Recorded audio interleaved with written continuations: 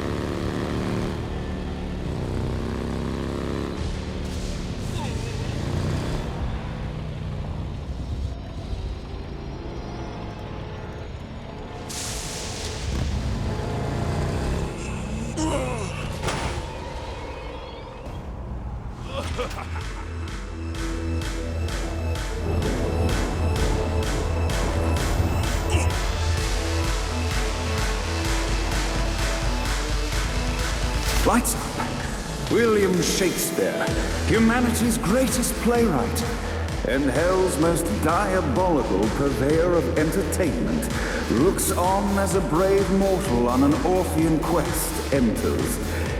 The bard's interest is piqued, and he looks to test his visitor's mettle.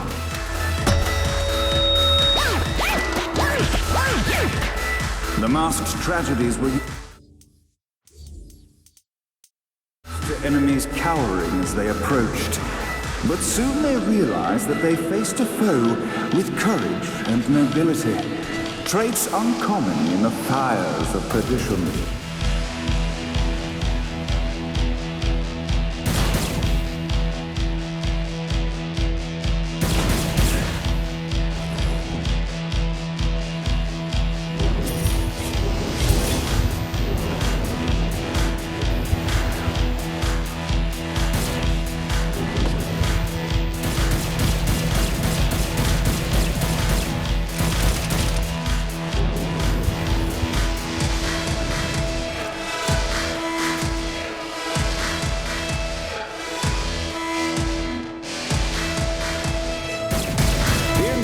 Incident resolved. The time had come for rising action. Who can save you now, child?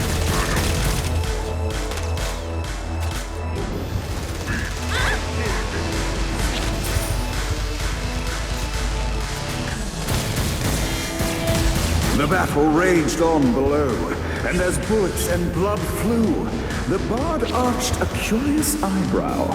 Could this mortal be the exact thing that Shakespeare needed?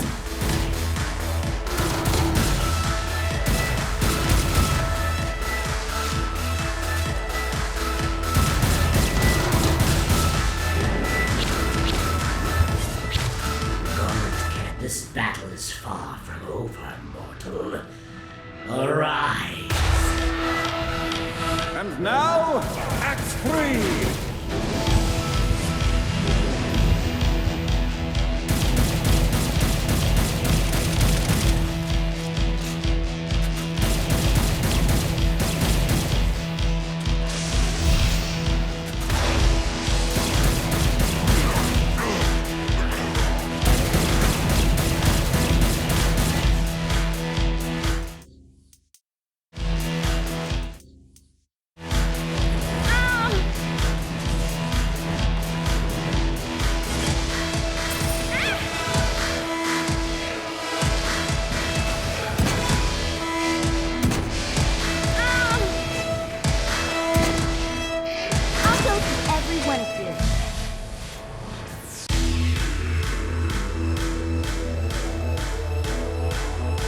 The conflict resolved, Shakespeare eagerly awaited meeting the champion that dispatched so many of his men. Undoubtedly, they were here for the bard's aid, and while happy endings were not a thing found in hell, Shakespeare always had sought for comedies. In the land of the living, William Shakespeare is regarded as one of the most prolific playwrights of all time. However, to the denizens of hell, the bard is seen in a far different light. After selling his soul for fame and adoration, Shakespeare served in hell as Satan's spy master general. In doing his duty, Shakespeare would punish the souls he was investigating by forcing them to perform in grotesque passion plays for Satan's amusement. But in a Twelfth Night-esque twist, Shakespeare found himself living a double life. While he projected an image of cruelty, his heart was as soft as Jezebel's. In secret, he would tutor her on the classics and act out the works of his mortal days. When Satan found out, he cast Shakespeare out of the palace, believing that the poet would be tormented by the populace of hell, far out of Jezebel's sight. But Satan had not counted on the bard's cunning. Embracing his persona of master torturer, Shakespeare and his followers, the tragedies, took root in the entertainment district, biding their time for revenge.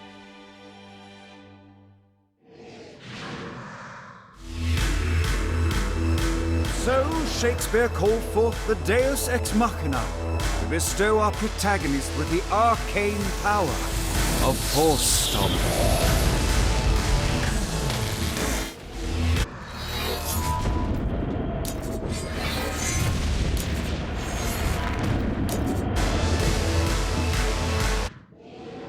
Lights up. The mortal stands in the training grounds, eager to try out his new Force Stomp power on the group of demons in front of them. Act 1, Scene 2, in which our protagonist kills more demons. Act 2, in which our protagonist is greeted by foul imps.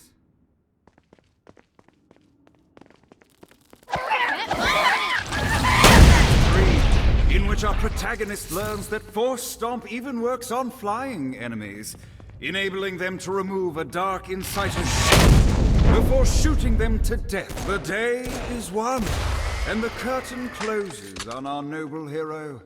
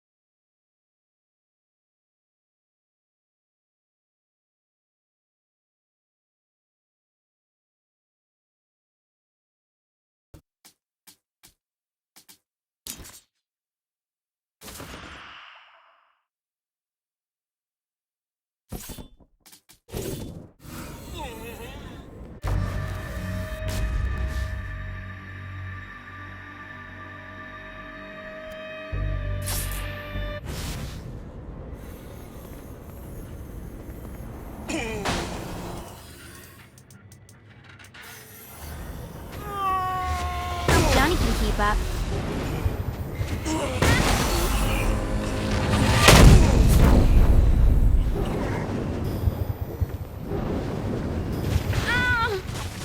Pity for the mortal.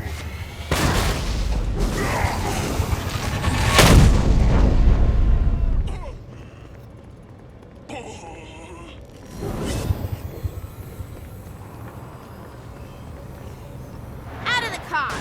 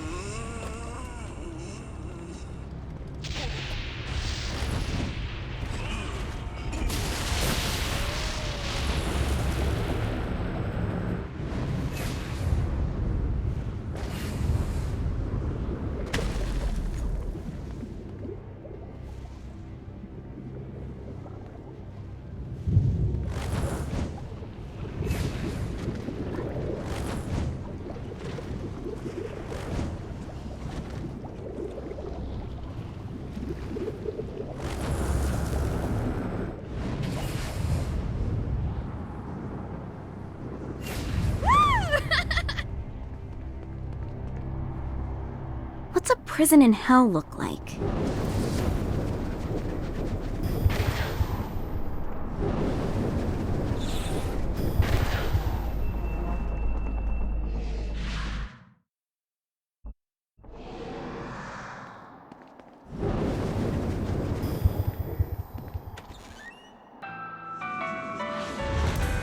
The wheels on the bus go round and round, round and round, round and round. The wheels on the bus go round and round all day long.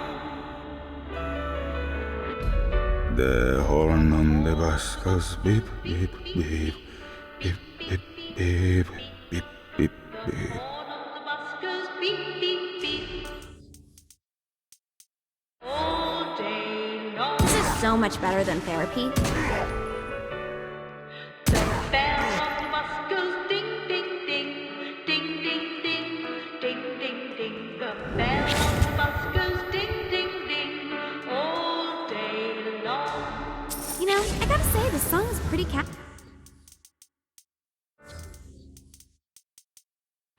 Does the banality of this children's song not drive you mad? This isn't pop music? You're a strange.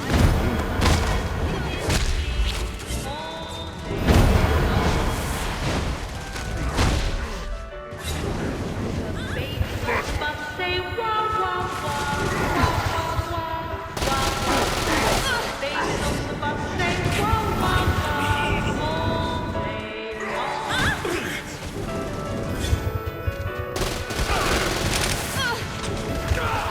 Mummies on the bus the mummies on the bus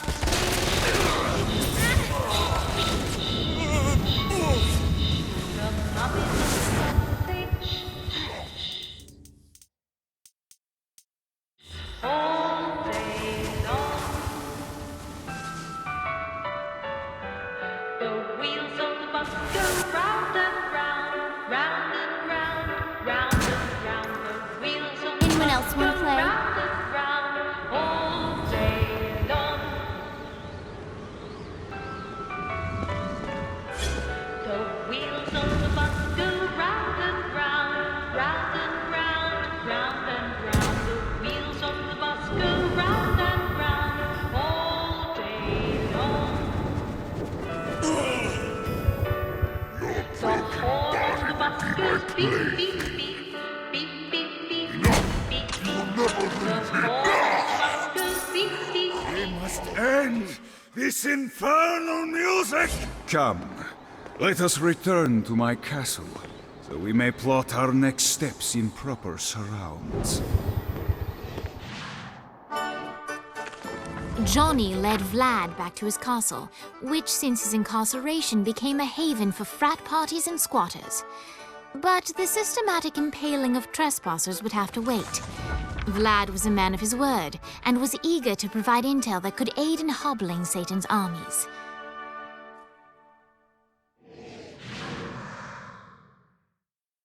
I bestow upon you the Stygian cold fire.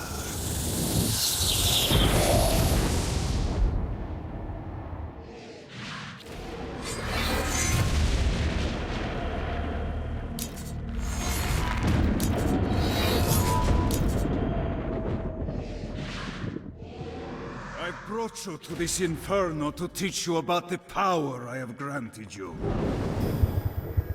Cold fire is an aura, which means you must activate the power and get close to an enemy before they will feel the cold embrace of the Stygian flames.